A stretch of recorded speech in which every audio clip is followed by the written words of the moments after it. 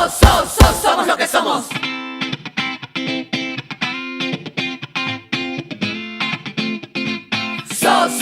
Somos lo que somos. Mira, hermano, aquí somos los que estamos. Y aunque hacemos lo que podemos, no aprendemos, no avanzamos. El mundo se hace pequeño, la vida nos sigue pesando. Amigos, es un gusto estar nuevamente con ustedes en este programa Entre Amigos, un programa de el Centro de Estudios Humanistas Nueva Civilización, Lima, Perú. Estoy acá con mis compañeros. César, Erika, ¿cómo están? ¿Cómo les va? ¿Qué tienen para hoy día? Bueno, tenemos en la caja de Pandora una noticia importante. Esta semana ha habido una marcha en apoyo a la comunidad LGTBI, porque la bancada fujimorista impuso la recomendación de derogar el decreto sobre crímenes de odio para esta comunidad. Entonces, bueno, están saliendo a las calles. Esperemos que en el Pleno del Congreso, donde falta debatir, se desista, ¿no?, de derogar este decreto. Claro, cuando se habla de crímenes de odio, se habla de un crimen que está agravado porque has matado en función de que el otro, por ejemplo, tiene una religión distinta a la tuya, o es de un género distinto a la tuyo, claro, ¿no? Entonces, por ser mujer te ensañas con él, o por ser de otra religión te ensañas. Y ahí estaban también los LGTB, o sea, las personas gay, ¿no? Bueno, en realidad cualquier grupo minoritario, cualquier grupo minoritario. Puede ser inclusive de rock, de alguna religión, ¿no? Exactamente, o sea que hay un odio en particular a ese grupo. Y entonces... Pero es por orientación sexual y identidad de género, en realidad. Ah, ok. Así es, en particular en este caso. Entonces los han sacado de ahí. Porque además este decreto, que es el 1323, fortalecía la lucha contra el feminicidio y la violencia de género. En el caso de la violencia de género también estaba incluida esta comunidad LGTBI. Dentro, y ahora la han sacado de ahí. Sí, la han sacado. Así es. ¿Y por qué se hacía más eficaz la lucha? Porque era más dura la pena, probablemente, ¿no? Claro, se llama crímenes de odio, ¿no? Que por ser de ese género, o sea, en este caso ser mujer, por ejemplo, o de gay, o de otra raza, lesbiano, transexual, ¿no? O de otra raza, ¿no? Entonces ahí los matan, los golpean, etcétera, ¿no? Y esto ocurre en muchos países en los que las penas son mayores por crímenes de odio, ¿no? Así es. Entonces, bueno, los fujimoristas no entendemos bien por qué han querido anular o sacar esta comunidad de... Probablemente porque están en una postura conservadora, ¿no? Que en el fondo hunde sus raíces, pues, en la labor de los conservadores católicos, ¿no? Donde también está el cardenal y están con los evangélicos persiguiendo a los homosexuales porque ellos dicen que en realidad con ellos se destruye la familia, que es la unidad básica de la sociedad, ¿no? Como si fueran ellos contaminantes, como si estuvieran con una enfermedad o como si fueran, ¿no?, personas a las que hay que perseguir en razón de su situación. Sin embargo, esperemos que el Pleno del Congreso, aunque sabemos que mayoritariamente es fujimorista, esperemos que no deje pasar esto, ¿no? Porque todavía esto no está anulado. Sí, va a pasar al Pleno, ¿no? Sí. Y ahí veremos qué sucede. Justamente hablando de Pleno, de Congreso, yo tengo la noticia de que se está evaluando bancarizar los aportes individuales a los partidos políticos, ¿no? Ustedes saben que los partidos políticos en cada vísperas a las campañas presidenciales o por alcaldes o gobernadores regionales reciben pues X cantidad de dinero, que en realidad es incalculable desde el punto de vista de que no pasa por un banco. El Jurado Nacional de Elecciones solamente se guía por un papel de información que los propios partidos brindan, ¿no? ¿Qué es lo que sucede en esta modificación? Primero, que están acordando modificar de 60 a 200 UITs de aporte individual de cada persona. Estamos hablando de un aporte aproximado de más de 800.000 soles por persona individual. ¿Cuál es el riesgo que se corre? Que estamos hablando de lavado de activos principalmente. Sí, de lo cual ya han habido movimientos sospechosos, por lo menos en el caso del fujimorismo, donde el secretario está siendo investigado por esa razón, ¿no? Claro, dentro de los aportes, por ejemplo, Percy Medina, que es el jefe de Perú de IDEA Internacional, está sugiriendo que todo aporte superior a una UIT sea bancarizado, por un tema de transparencia y justamente de lucha contra el narcotráfico y la corrupción. Claro, me parece lo más coherente, ¿no? Bueno, si estamos hablando de combatir la corrupción, venga de donde venga y sea donde esté, entonces me parece a mí que tiene que estar controlado el financiamiento de los partidos, por una razón adicional, que si tú financias un partido, después tienes derecho a que ese partido te favorezca a ti personalmente cuando llegue al gobierno. O sea, estás condicionando una política. Y esa es la forma como se compran, por decirlo así, el poder privado y económico se compra el partido político, ¿no? Claro, todo esto se está discutiendo en la Comisión de Constitución, que justamente también tiene mayoría el fujimorismo, ¿no? Desafortunadamente no hay mucha esperanza de que se tomen en cuenta las recomendaciones de expertos en lucha contra la corrupción. ¿Qué más tenemos, amigos? Bueno, yo tengo una noticia interesante, importante, porque seguramente muchos de nuestros radioescuchas han tenido alguna vez problemas de concentración con sus hijos, con los niños. ¿Y por qué? Porque lo ven que el niño es, como le llaman, inquieto, pero eso le llaman hiperactivos, es decir, que están saltando de un lugar a otro, no se quedan quietos y no pueden concentrarse. Entonces, las farmacéuticas y los psiquiatras determinaron que eso era una enfermedad que debería ser tratada psiquiátricamente, ¿sí? Y inclusive cuando a un niño lo detectaban así, le daban una droga que se llamaba Ritalin, que los iba adormeciendo, los iba aquietando y les iba quitando su natural, digamos, viveza, ¿no? Inquietud, afán de exploración. Entonces miren ustedes, hay un psicólogo muy afamado de la Universidad de Harvard que se llama Jerome Kagan, que ha dicho y ha denunciado, afamado psicólogo, en una entrevista a la revista alemana Der Spiegel, nada menos, que esa enfermedad en realidad no existe, que eso es un fraude, y que en realidad él ha hecho investigaciones, estadísticas y todo muy serias en Harvard. Él ha detectado que son estados de ánimo y estados de la conciencia de los niños que son pasajeros, ¿sí?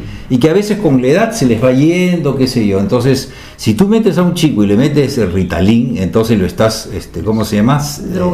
Drogando y retirando de sus capacidades de adaptación normal a la vida. Además, qué cosa más linda que un niño inquieto, con vida, qué sé yo, ¿no? Y no tener a un niñito ahí adormecido con el Ritalin. Así que mucho cuidado con lo que hacen los psicólogos cuando se llevan a los niños, ¿no? A los diagnósticos. Mucho cuidado, porque puede ser algo simplemente normal. Bueno, yo tengo una noticia que viene de Brasil. No sé si ustedes se acuerdan de la presencia de Anita, una serie que se daba hace varios años. Sí, José sí, Meyer, el galán de la serie, ha sido retirado, suspendido de la cadena O Globo donde él trabaja por acoso sexual. Parece que él ha acosado a una trabajadora de la cadena. Ella es una figurinista que se apellida Tonani. Y bueno, las compañeras de ella de trabajo han hecho una campaña que ha llegado inclusive hasta Dilma Rousseff. Ha sido una campaña prácticamente nacional, lo que ha obligado a O Globo a suspender a este actor muy importante allá, y él se ha retractado, ha aceptado el acoso. Y es muy interesante lo que dice. Yo voy a leer una parte. Él dice: tristemente soy, sí, fruto de una generación que aprendió equivocadamente de actitudes machistas, invasoras y abusivas, que pueden ser disfrazadas de juegos o chistes. No pueden. Aprendí en los últimos días lo que demoré 60 años en aprender. El mundo cambió. Eso es bueno y necesito cambiar junto con él, dijo. Muy bien. Interesante muestra, además de sororidad de parte de las compañeras de esta trabajadora y además de todas maneras de este actor que ha comprendido la gravedad de sus actos. Yo creo que sí, porque se ve bien poco el reconocimiento franco del error, ¿no? Y además la intención de corregirlo y de transformarlo. Entonces yo creo que una de las cosas más bonitas que tiene el ser humano es su capacidad de reconocer un error y de a su vez corregirlo y con eso aprender y cambiar, ¿no? Y en este programa estamos por el cambio. La transformación. Y la transformación personal y social. Bueno, y en ese sentido tenemos que también transformar algo urgente. No sé si habrán escuchado nuestros queridos radioescuchas acerca de los relaves de Tamboraque que amenazan Lima. ¿Quién denuncia esto? Nada menos que el Colegio Médico, ¿sí? Y entonces, imagínense ustedes, a los daños causados por los recientes huaicos, desbordes e inundaciones, se suma una bomba de tiempo en el Cerro Tamboraque, en la provincia de Huarochirí, donde más de 500.000, vuelvo a repetir, 500.000 toneladas de desechos de minerales tóxicos corren el riesgo de desmoronarse, envenenando las aguas del río Rímac y causando un grave daño a la población y al medio ambiente, por lo que deben de ser trasladados a un lugar seguro, advirtió el Colegio Médico del Perú.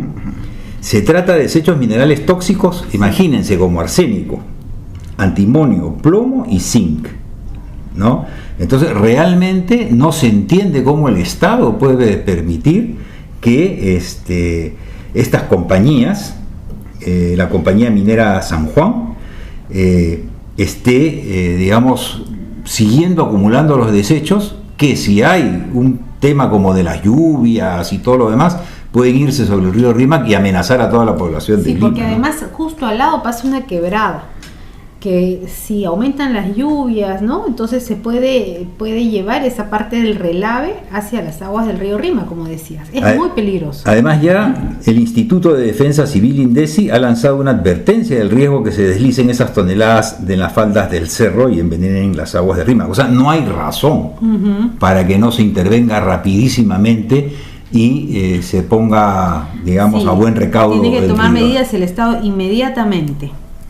Así es. Y bueno, pasamos con un ranking. Les voy a contar este ranking y después ustedes me van a comentar a qué les suena. Primer lugar, 11 Madison Park en Nueva York. Osteria Francescana en Italia en el segundo lugar. Tercero, el Celar de Can Roca en España. Hasta ahora no les suena nada, ¿no? Mirasur en Francia en el cuarto lugar. En el quinto puesto, Central de Lima, Perú. ¿Le suena Central? Claro, es un restaurante famoso aquí en Lima, uno de los mejores.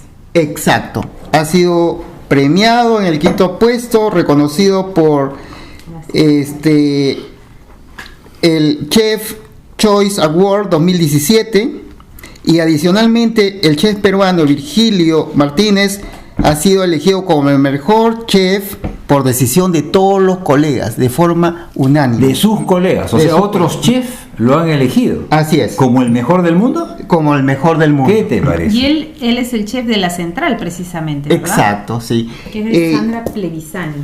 Pero tenemos otro restaurante para sentirnos orgullosos. El Maído también ha sido reconocido en el puesto número 8. ¿Comida japonesa? Comida japonesa. Uh-huh.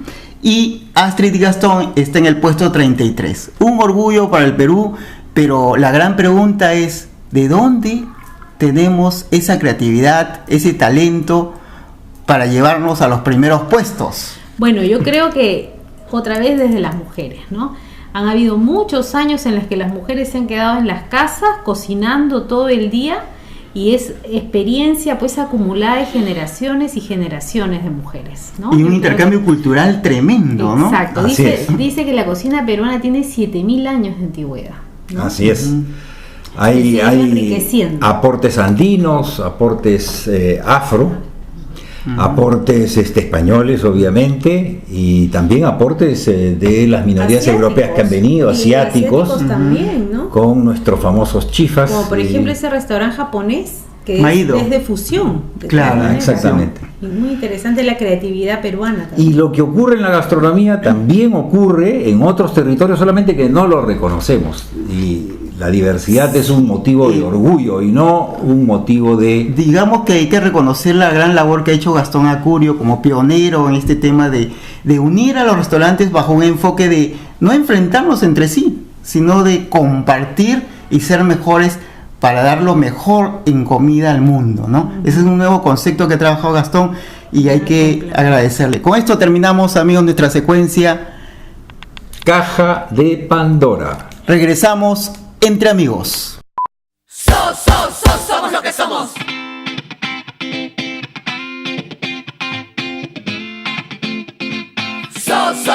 Somos lo que somos. Hola amigos, en esta oportunidad en Punto de Quiebre tenemos un invitado especial. Él es Julio Alfaro, él es sociólogo, profesor de la Universidad Agraria La Molina.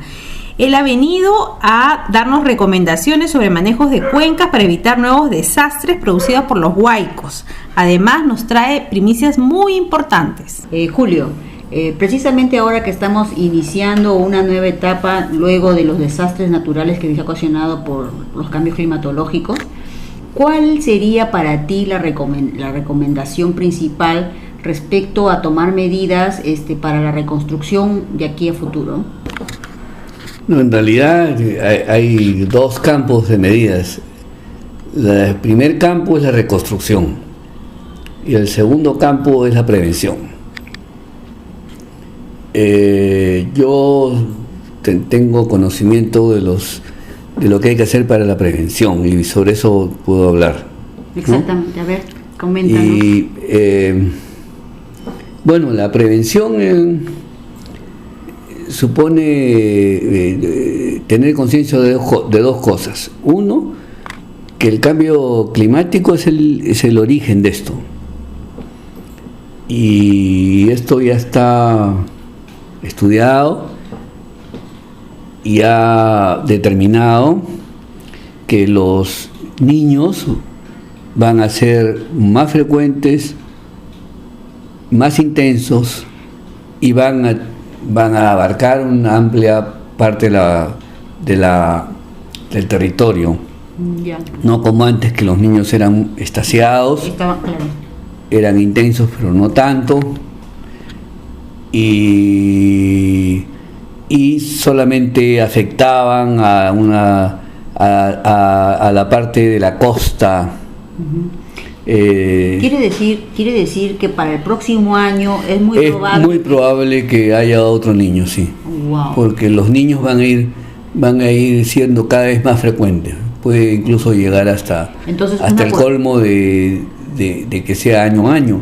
Y mira, que el año pasado hemos tenido un niño débil, pero tuvimos niño. Ya. O sea, que ahí nomás tenemos un año. O sea, simplemente la secuencia es clara. Una política preventiva cae, pero es definitivamente necesaria para el futuro. En Claro, realidad. y sería grave que sigan considerando que esto se debe a los motivos antiguos, ¿no?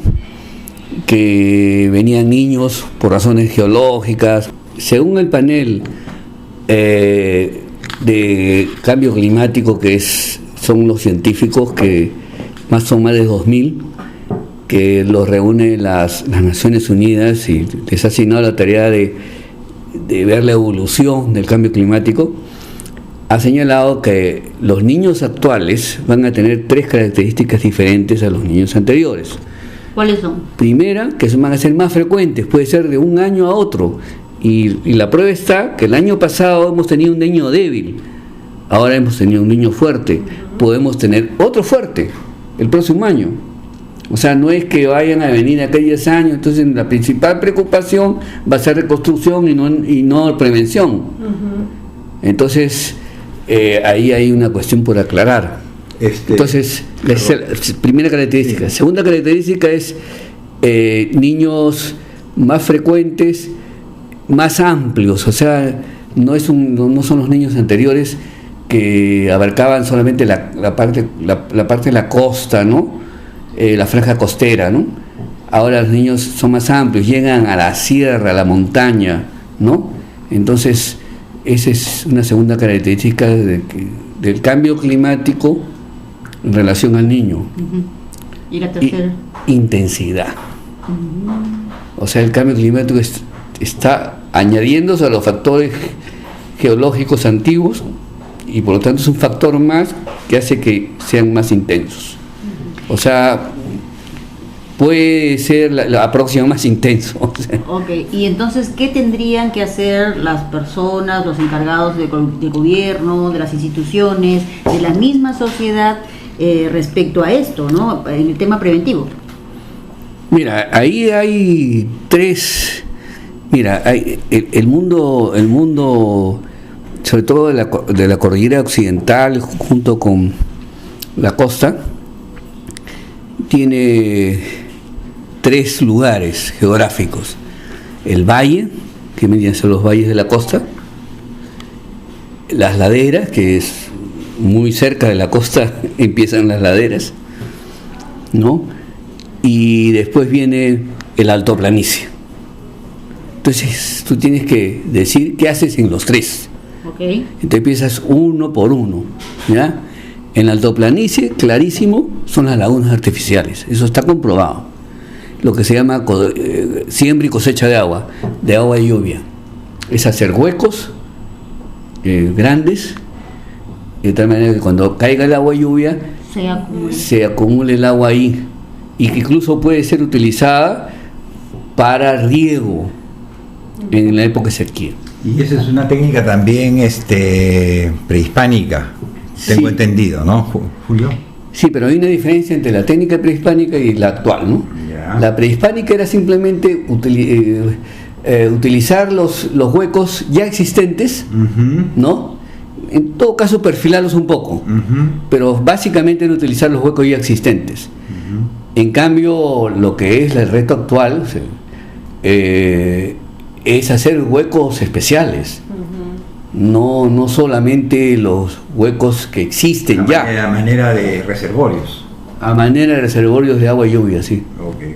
Y hay excelentes resultados y hay pruebas en varios sitios del país. Porque yo los he una visto. retención del agua arriba. Sí, la retención del agua arriba. Se disminuye el caudal de las avenidas hacia abajo. Claro, pero además así es. se puede utilizar, ¿no? El agua para después, cuando ya las lluvias Cuando ya cesen las lluvias, sí. queda agua acumulada. Entonces es prevención para tiempos de sequía, a su vez. Yo he visto estos reservorios en el camino Inca. Habían reservorios así artificiales hechos por los incas, precisamente. Sí, claro. Eso se le llaman cochas. Ese es el nombre. Pero son cochas quechua, ¿no? Son cochas, ¿no? Sí. Ahora, o sea, tenían la planta era rectangular, o sea que eran muy bien perfiladas, eran artificiales, completamente. Es que creo que no hay que confundir entre una cocha y una represa. Las represas normalmente estaban en la parte alta y eran relativamente chicas. Sí. Eso sí existía, ¿no? Sí. Pero las cochas eran grandes. Ya. Ellos aprovechaban las oquedades grandes para que eso se llene, porque las represas, estas chicas, poco podían hacer para acumular agua, ¿no? Más bien la represa, estando arriba, captaba agua de lluvia más pura, ¿no? Y podían utilizarlo para tomarla, ¿no? Pero en cambio las cochas no. Esa es agua para riego, para la agricultura. Okay. No, hay una diferencia enorme. En la otra zona geográfica que mencionabas, ¿cuál sería también? Las laderas. Estamos hablando de las altoplanicies, ¿no? Se había empezado desde arriba, que eran las lagunas artificiales estas que le llamaban antes cochas, pero hay esa diferencia que hemos señalado, ¿no? Después vienen las laderas. En las laderas necesariamente tiene que haber zanjas de filtración, ¿no?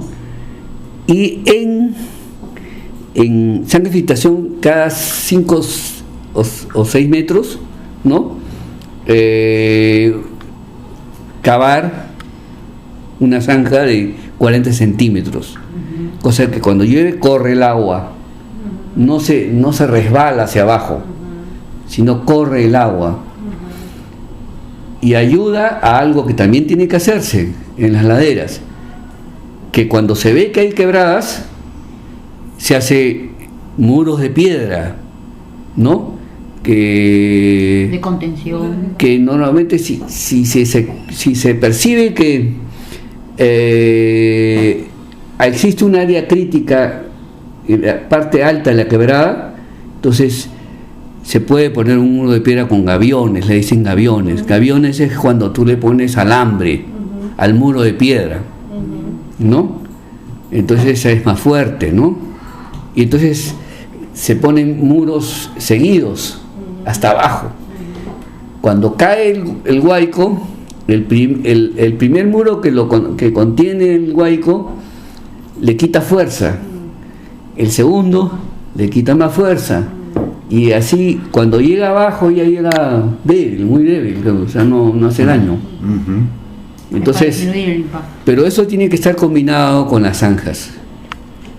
O sea, porque no solamente es tratar una parte de la no solamente retención, sino también redistribución del agua, el agua, o sí, como claro. se llama, un desvío del agua, de sí. la ruta, porque a veces las rutas agarran Sí. verticalidad, ¿no? Sí. Pero sí hay estas zanjas. zanjas, permiten que en diagonal vayan perdiéndose Sí. y hasta vayan regando, digamos, si que hubiese forestación, porque tengo entendido que la forestación es importante también para... Claro, incluso bajar alrededor de las zanjas se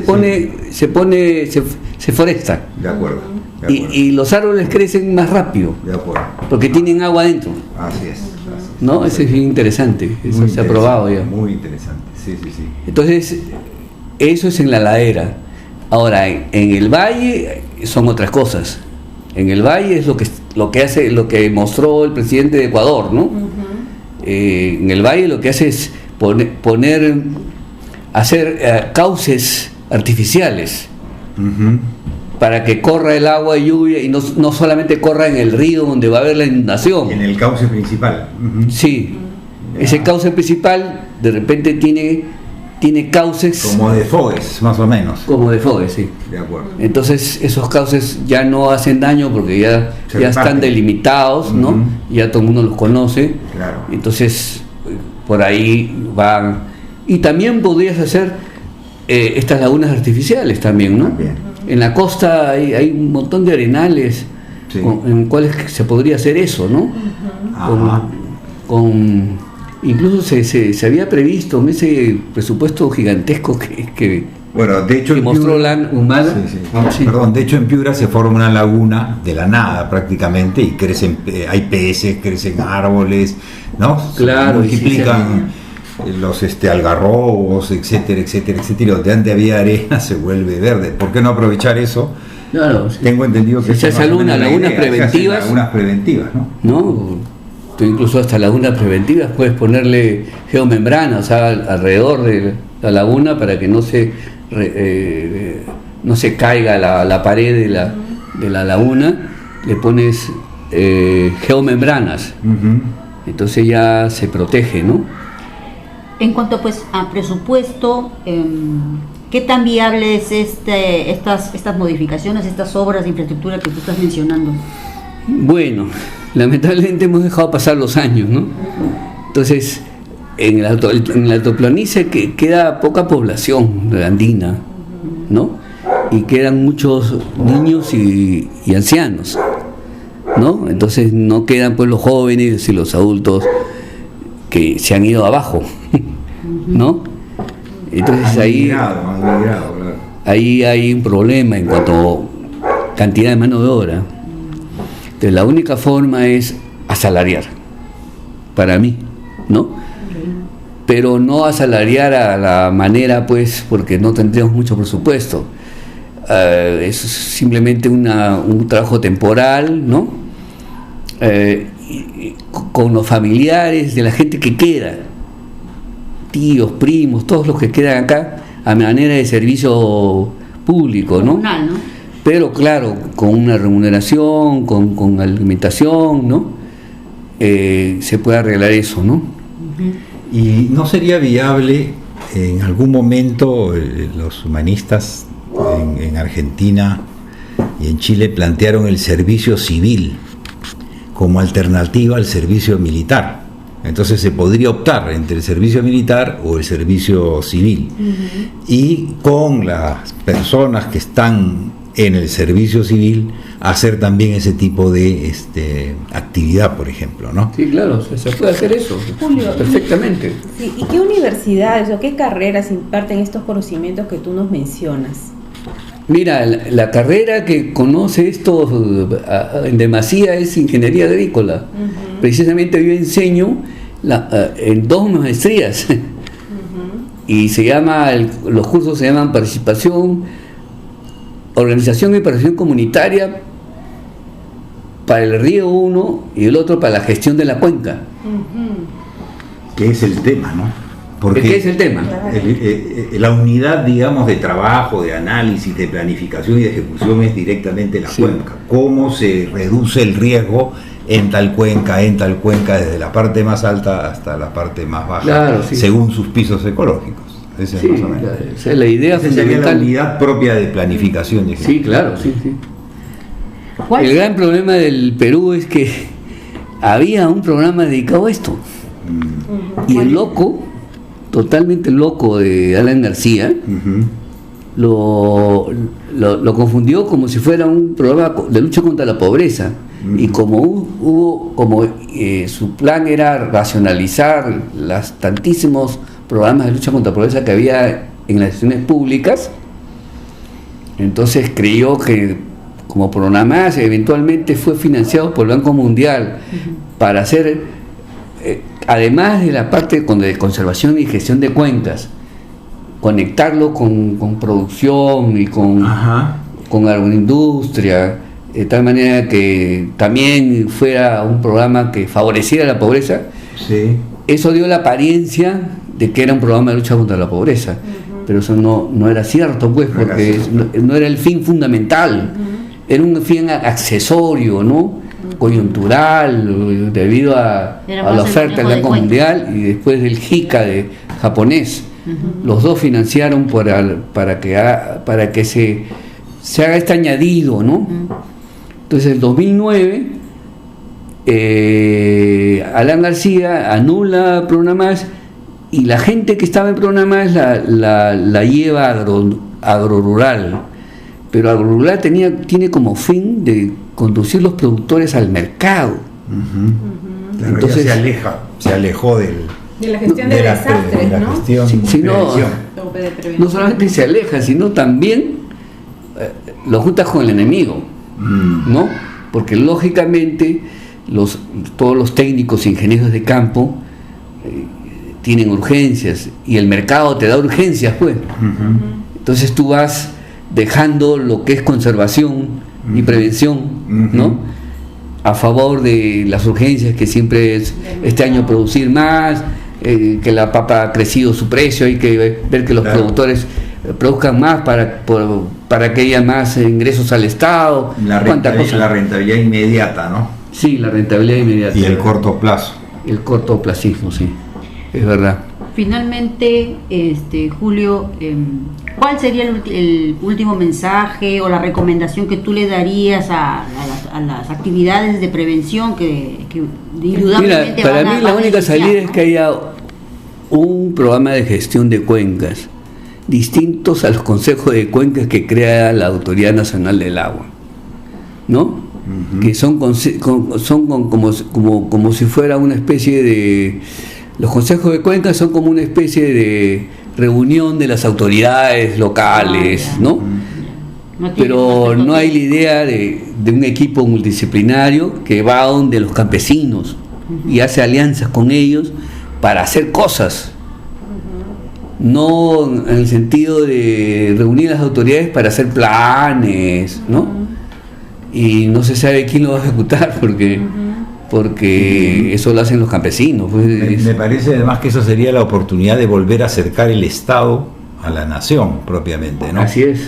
En una actividad conjunta, digamos, como en ciertos tiempos anteriores hubo, ¿no? Donde se trabajaba con colaboración recíproca entre el Estado y las comunidades, ¿no? Cierto, pero ahora dentro de un plan que además va a tener impacto positivo en la economía, además de salvaguardarnos de todos los riesgos, ¿no? Y que tenga un subprograma de prevención de desastres.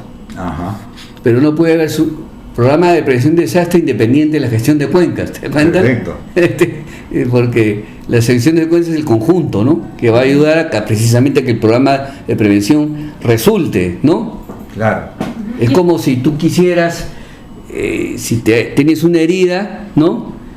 No te preocuparas por alimentarte bien de esos días, ¿no?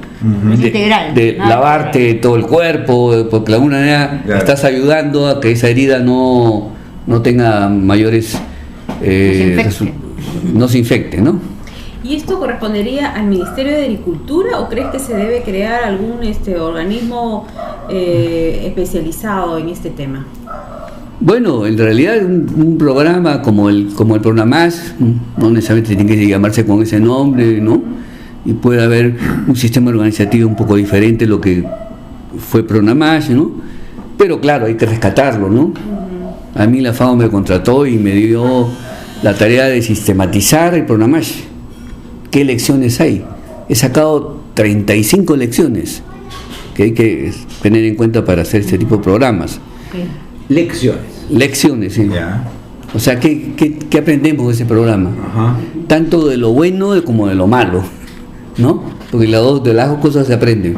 He estado leyendo algunos artículos, Julio, y digamos, sostienen ahí que habría que aprovechar esta circunstancia no solo para volver atrás lo mismo, porque cuando dicen reconstrucción parecería vamos a volver a construir lo que se cayó, sino más bien, inclusive se está hablando de una refundación de la República, en el sentido de que hay que mejorar las capacidades de los municipios, hay que, digamos, capacitar bastante, combatir bien las corruptelas y la corrupción mayor, porque todo eso comienza a incidir y los municipios, que son los que están más directamente en contacto con la población, no están suficientemente habilitados para llevar adelante un plan de este tipo, ¿no?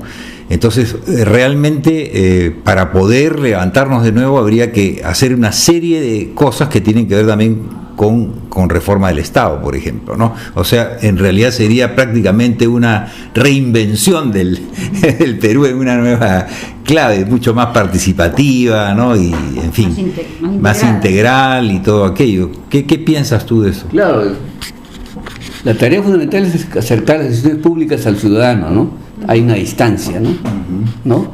Y la unión solamente formal, ¿no? Y coyuntural, ¿no? Por ejemplo, ahora... Electoral, no. O electorera, digamos. O puede ser sincera, por ejemplo, O cuando alguna sucedió, obra. cuando sucedió estas inundaciones, Sí. han ido los ministros, pero no es algo pues regular, ¿no? No es cotidiano, ¿no? Que es algo Entonces, que debería darse. Sí, claro. ¿No? Cotidianamente, en todo el ahora el gobierno. programa tenía una característica que hacía, trabajaba no como la ANA que hace sus consejos de cuencas arriba, ¿no? Sino trabajaba a nivel de espacios menores, o sea, microcuencas, no la cuenca en general, sino microcuencas. Y entonces en las microcuencas se hacía comité de gestión de microcuencas, donde estaban representados los campesinos, estaban representados los alcaldes distritales, y incluso si hay una ONG que trabajaba en ese lugar con relativa importancia también entraba, incluso hasta curas que de repente tuvieran importancia y fueran, digamos, respetados por la población también entraban. Entonces se formaba un comité y juntos se repartían el trabajo, Claro. ¿no? Ahora, a mí me dejó muy preocupado algo que dijiste al inicio, y es que esta cuestión del cambio climático ha hecho que los niños vayan a ser más frecuentes y más intensos. Sí, claro. Pero si son de la intensidad que hemos tenido el de ahora, podríamos estar hablando que ya hay un cambio cualitativo en la calidad del clima que afecta a los países de Latinoamérica, supuesto, ese es el cambio como Perú climático. o como Colombia ahora que ha tenido esta tragedia, digamos, grande en el Claro, Putumayo, sí, ¿no? claro. porque ya las caudales de lluvia no son los mismos, son mayores. Sí. El río Piura por primera vez se ha salido de su cauce, llegando al propio centro de la ciudad, cosa que no había ocurrido jamás antes en la historia. Entonces es probable que estemos ante un cambio de condiciones ambientales que nos obliga a tener ya otro tipo de respuesta, ¿no? Sí, claro, por supuesto, porque si le hacemos caso a algunos ingenieros que dicen que esto es simplemente por vientos o por una serie de cosas externas, estamos cayendo mal, ¿no? Esto es cambio climático. Claro. El artículo no sé si lo han leído en La República ayer, donde dice, esto es cambio climático, ¿no? Que son palabras mayores, ¿no? Sí. Gracias, Julio. Gracias, Julio. Gracias. Somos lo que somos.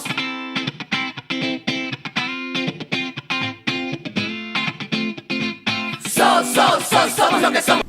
Amigos, estamos en el bloque Tiempos de Cambio. En esta oportunidad vamos a comentar la visita del economista, escritor, humanista Guillermo Zulin, quien viene a Lima, Perú, a presentar su libro La encrucijada y futuro del ser humano, en la que él trata los pasos hacia una nación humana universal. Bueno, tenemos una serie de eventos planificados entre el 18 y el 21 de abril, o sea, ya en estos días. Una de las actividades se va a dar en la Universidad Católica, en la Facultad de Ingeniería, en la sala de conferencias, de 5 a 7 de la noche, el 18 de abril. Sí, otra presentación va a ser en el Congreso de la República, el 19 de abril, y va a ser en la sala Alberto Andrade, que está localizada en el edificio Juan Santos Atahualpa. ¿Sí? Esto va a ser a las 6:30 y va a contar con dos comentaristas muy especializados en el tema, que son Rodrigo Arce y Augusto Castro. También se va a presentar en el Auditorio Central de la Universidad Nacional Agraria La Molina el día 20 de abril a las 2 de la tarde.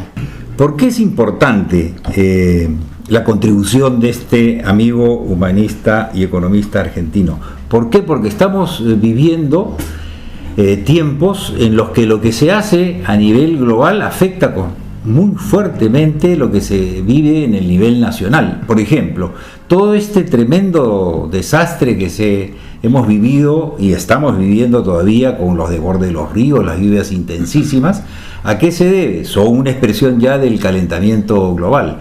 Y las grandes naciones se oponen a que haya una erradicación de las causas que producen el calentamiento global. Entonces, se necesita un nuevo gobierno, un nuevo sistema internacional. Y este libro exactamente cuenta cómo es ese sistema internacional para resolver problemas como lo del calentamiento, o, por ejemplo, el riesgo de una guerra nuclear, o las guerras constantes que están habiendo en tantos sitios, ¿no? Claro, por ejemplo, en el campo de las guerras, él propone un desarme, ¿no? Él propone no utilizar más dinero comprando armas y armándonos cada país, sino más bien utilizar ese dinero, por ejemplo, en salud y educación. Así es, en el caso de las armas nucleares, la eliminación definitiva, y las armas convencionales, un desarme progresivo y recíproco entre las naciones, ¿no? Imagínense todo el ahorro que se puede, ¿no?, tener e invertir en educación. Y de hecho salud. que esto ya se viene haciendo, ¿no? Costa Rica es un país que se ha declarado sin armas, sin armamento, y Bolivia también va en ese camino. Así es, así que se requiere una refundación de la ONU, que es lo que propone el libro también, pero lo interesante de este libro, a su vez, es que dice cómo, y además invita a la participación del hombre de la calle, de la persona común, ¿no? Y ofrece una posibilidad de interconectarnos nuevamente para que las poblaciones hagan escuchar su voz a líderes que en este momento están yendo para otra dirección y poniendo el riesgo a todo el planeta, tanto al medio ambiente como al ser humano, ¿no? Sí, también tenemos, por ejemplo, la propuesta de una democracia real y participativa en vez de una democracia formal, ¿no? Porque tenemos una democracia, entre comillas, pero finalmente los ciudadanos, la gran mayoría, no deciden nada. Una vez electos los candidatos, hacen lo que se les da la gana, se venden, etcétera. Entonces se propone más bien que la gente sea partícipe y decida su futuro. Así es. Y en el campo de la economía, por ejemplo, se trabaja la idea de una economía distinta a la capitalista y distinta también a la colectivista o estatista, ¿no? En el sentido de que se proponen múltiples formas de empresas, pero con la condición común de que sean productivas, reduciendo la importancia del capital financiero, que es especulativo. En realidad, el banco debería ser un servicio social y no cobrar intereses usureros como los que ahora se está cobrando, porque lo más importante es lo que genera riqueza, y lo que genera riqueza son las empresas productivas. Entonces todo esto implica un cambio cultural de cada uno de nosotros. Sí, pero porque además para el cambio cultural Guillermo hace un diagnóstico sobre los medios de comunicación que están todos totalmente, digamos, monopolizados. Entonces él trata de fomentar o promover medios alternativos, como por ejemplo medios barriales, etcétera, ¿no? Que la gente tome en sus manos todo, los medios, ¿no? Que reflejen la verdadera calidad de vida que se viene teniendo, ¿no? Así es que es un tema, en realidad es un llamado. Uh-huh. Es un llamado para tomar la misión en nuestras manos de crear un mundo distinto y nuevo al que estamos viviendo, porque el que estamos viviendo ya no da para más, ni en el equilibrio ambiental ni en el equilibrio social. Porque además da pasos muy concretos. Hay una parte del libro que dice 120 pasos hacia la nación humana universal. La nación humana universal es un nuevo sistema, dado que este sistema ya no da más. Ya nadie quiere esta corrupción, este individualismo, la delincuencia creciente, ¿no? Esta usura, ¿no? Uh-huh. Entonces él propone un nuevo camino. Así que los esperamos en los diferentes eventos que hemos preparado. Acuérdense, el 18 de abril de 5 a 7 en la Facultad de Ingeniería de la Universidad Católica, en la sala de conferencias. El 19 de abril en el Congreso a las 6:30 en la sala Alberto Andrade del edificio Juan Santos Atahualpa, 6:30 de la tarde. Y el día 20 de abril en la Universidad Agraria a las 2 de la tarde. ¿En qué lugar? El Auditorio Central. En el Auditorio Central de la Universidad La Molina. Así que están todos cordialmente invitados, amigos, los esperamos. Toda esta información está colocada en nuestra página de Entre Amigos, también en la página oficial del Centro de Estudios SEUN, y los esperamos. Por favor, pasen la voz a todos sus amigos. Con esto terminamos nuestra secuencia. Tiempo de cambio. Somos lo que somos.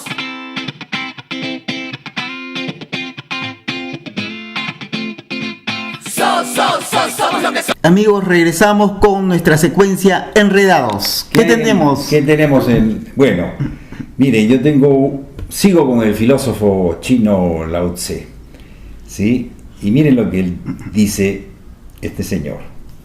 Él dice: la amabilidad en las palabras crea confianza, pero la amabilidad en el pensamiento crea profundidad.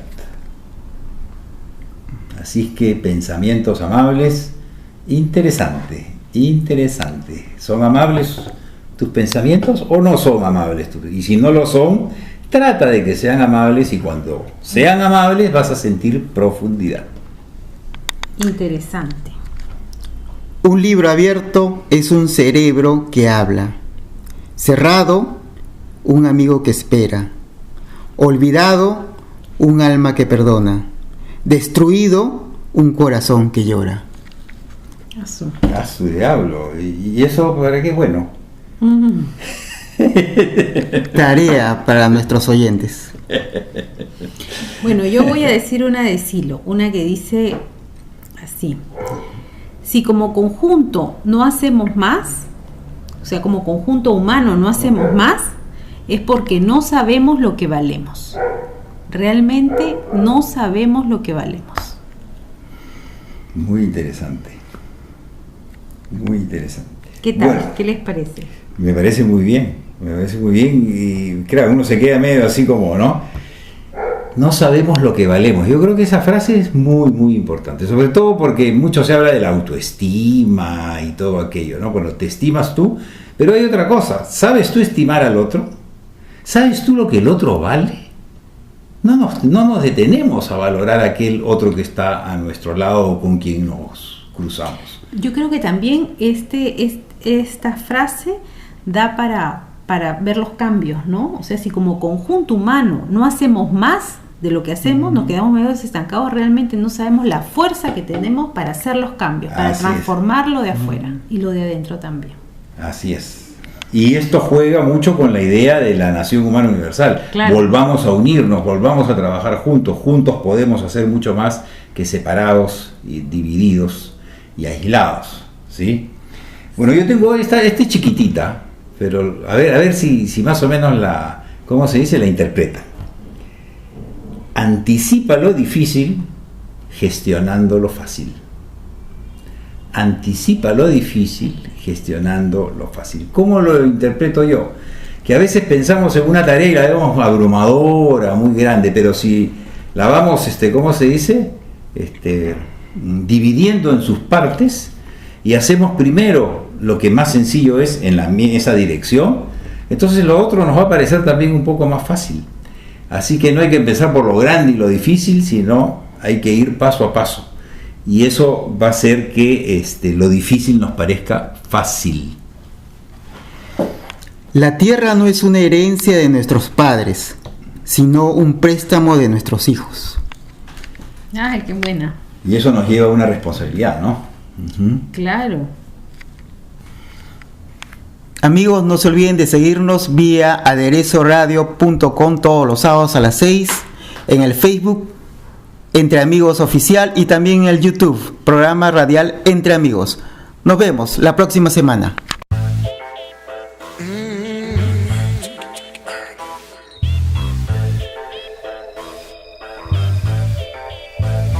De donde vengo yo, la cosa no es fácil, pero siempre igual sobrevivimos. Vengo yo, de tanto luchar, siempre con la nuestra nos salimos. Vengo yo, y aquí se habla mal, pero todo está mucho mejor. Vengo yo, tenemos la lluvia, el frío y el calor.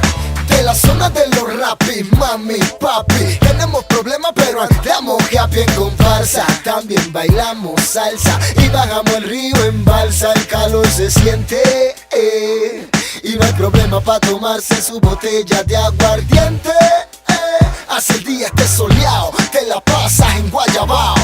Todo el mundo toma whisky, ajá. Todo el mundo anda en moto, ajá. Todo el mundo tiene carro, ajá. Menos nosotros, ajá. Todo el mundo come pollo, ajá. Todo el mundo está embambado, ajá. Todo el mundo quiere irse de aquí, pero ninguno lo ha logrado. De donde vengo yo, la cosa no es fácil, pero siempre igual sobrevivimos. Vengo yo, de tanto luchar, siempre con la nuestra nos salimos. Vengo yo, y aquí se habla mal, pero todo está mucho mejor. Vengo yo, tenemos la lluvia, el frío, el calor. De donde vengo yo, sí mi señor, se baila en verbena con gorra y con short, con raros peinados o con extensión. Critíquenme a mí o lo critico yo. Si tomo cerveza no tengo el botín, y si tomo whisky hay chavo y blin blin, y si tengo oro en el cuello colgado, ay ay ay ay, el por qué estoy montado.